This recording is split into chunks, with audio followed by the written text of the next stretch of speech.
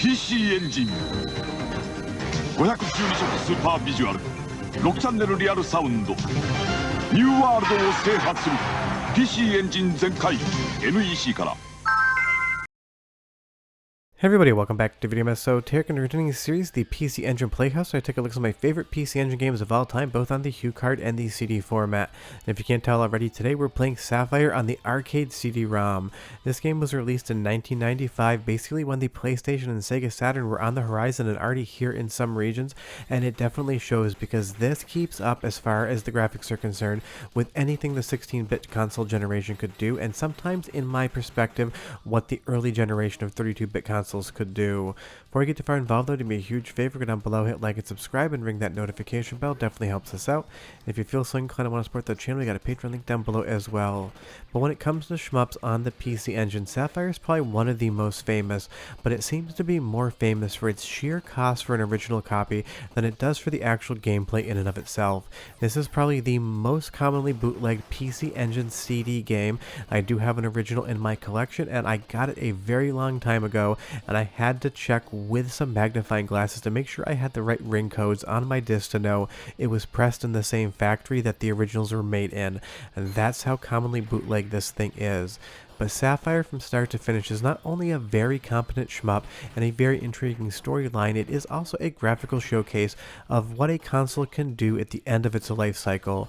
If you're not aware, the arcade system card expanded the RAM and other capabilities of the PC Engine along with the CD format. There weren't many arcade games available as far as the CD formats are concerned, but I would say if anything, Sapphire uses it to its fullest potential.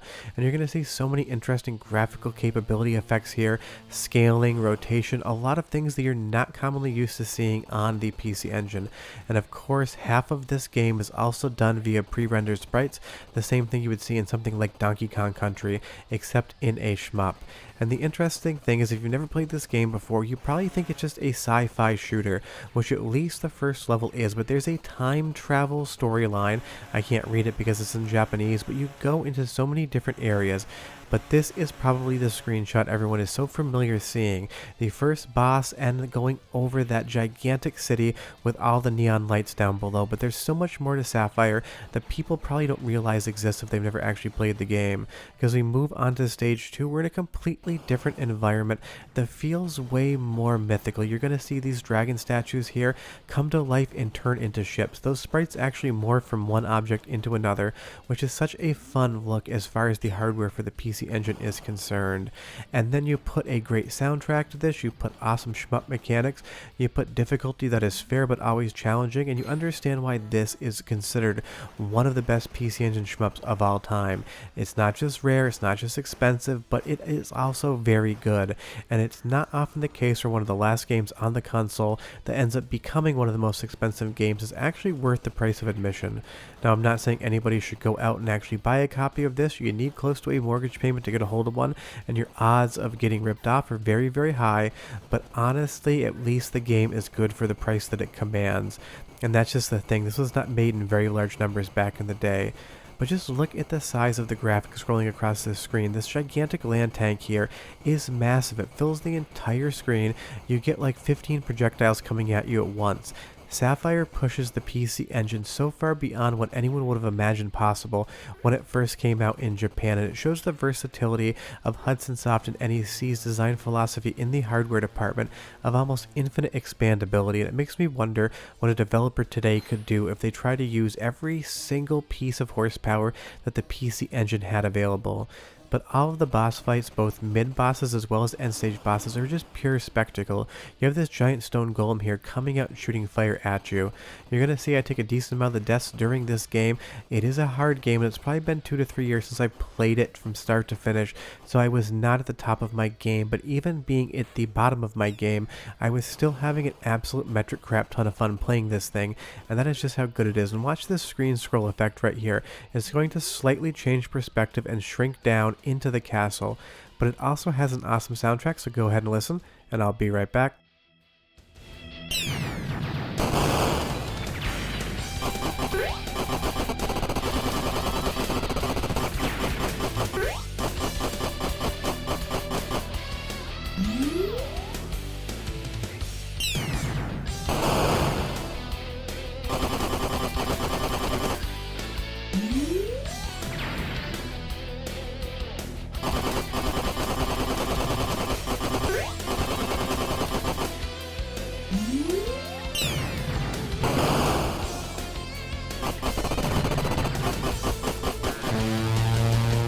It's got that classic guitar and synth thing going on, and my only complaint about it is that the sound effects just seem to overwhelm the soundtrack in certain spots. But if this isn't Doral from Virtual Fighter, I don't know who it is because it gives me the exact same vibes.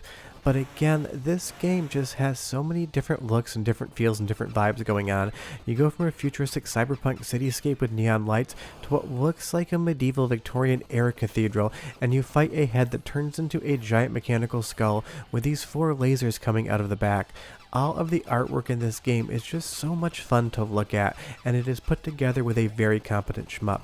I don't think that Sapphire would be considered as good as it is though if it wasn't for the absolutely epic graphics for the PC Engine.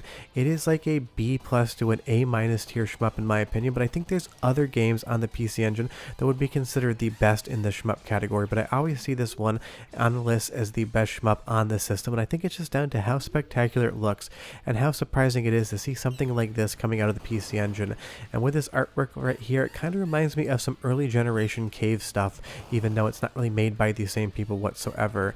And you will see that the game is going to move around as well. You're not just going to be constantly going into the vertical range, you're going to be doing some horizontal gameplay as well. And outside of one area of the game, it's so much fun to actually go ahead and pivot into that horizontal perspective.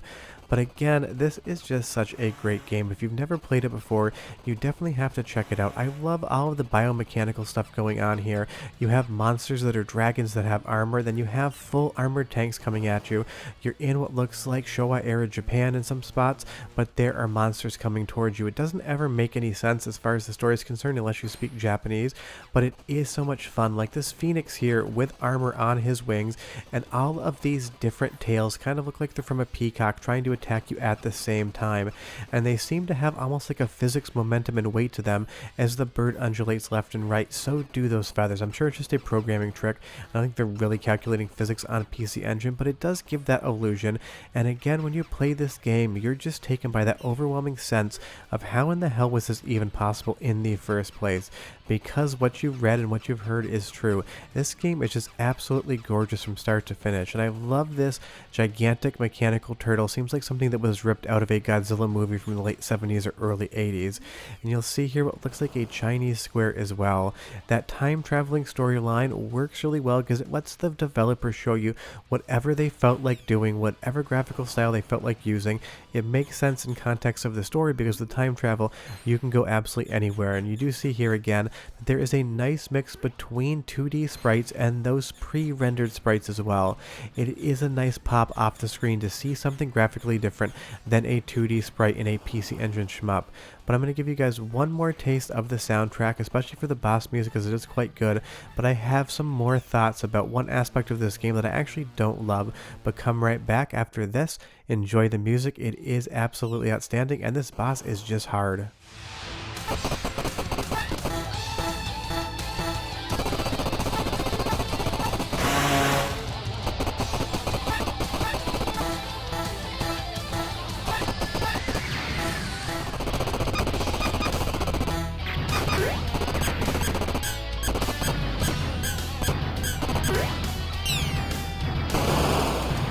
I love that it goes from something like hair metal, you imagine Sebastian Bach playing his guitar over that boss music, to something that sounds a little bit grungier. And as we move on again, we're now in Egypt and we have all sorts of different things to look at. And this area in the game is one of my favorites in particular just because it changes up the gameplay mechanic entirely. You've been going forward, you've been shooting a ton of ships, you've been avoiding a lot of bullets. Now we have to slow down and navigate these halls when you get this pseudo real-time headlight effect that'll cast itself on the floor as well as the walls in front of you. It takes a lot of precise navigation and it definitely works, and it is a fun diversion from what you've been playing for about 15 minutes up until this point in time. And I love that the developers were able to recognize that you've probably been getting a little bit stale on the pure shooting aspect and you might want to do something ever so slightly different, and it totally works here in context. But I will say that they actually failed in one spot. This little temple run right here, the isometric perspective trying to avoid the objects while the screen scrolls left and right, just absolutely breaks my brain. I've tried to get through this so many different times and I end up losing almost all of my lives to this one spot, so there's some areas in which it just didn't work. But other than that, Sapphire is an absolutely spectacular game. It is a 9.5 out of 10 in my book, and if you add on those graphical capabilities, it becomes a total 10 out of 10. And for any reason you've never played Sapphire before, this should be your message that you need to go out and check it out. Just don't spend the money for it, and if you want to, definitely make sure you get a legitimate copy, because the odds are you won't be getting one. For that, we'll see you guys next time. Bye bye.